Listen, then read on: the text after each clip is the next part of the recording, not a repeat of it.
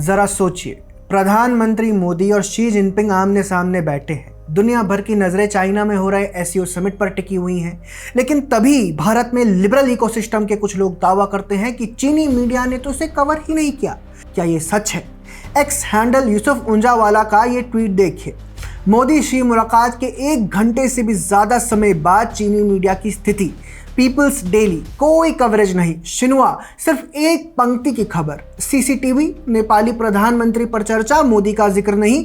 Global times की top news, Xi Jinping ने Azerbaijan के साथ एससीओ सदस्यता का समर्थन किया।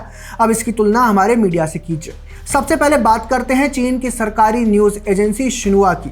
शिन्हुआ ने बाकायदा फोटो के साथ खबर छापी है, SCO Tianjin summit, Xi meets Modi, और इसमें साफ लिखा गया है कि चीन और भारत प्रतिद्वंदी नहीं बल्कि साझेदार है।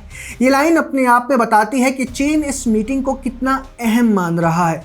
अब सवाल ये उठता है, अगर चीनी मीडिया ने इसे इतना हाईलाइट किया तो फिर भारत में कुछ पत्रकार और विशेषज्ञ क्यों कह रहे हैं कि इसे दबा दिया गया?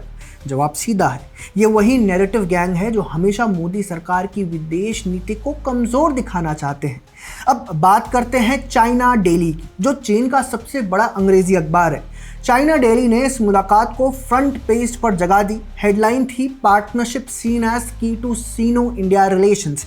इसी अखबार ने अगला आर्टिकल लिखा, she Modi hold fruitful meeting. अब आप सोचिए, अगर ये मीटिंग इतनी छोटी होती तो क्या चीन का राष्ट्रीय अखबार इसे फ्रूटफुल यानी फलदायी कहकर प्रमुखता देता? अब आते हैं ग्लोबल टाइम्स पर, जिसे चीन की प्रचार मशीन माना जाता है।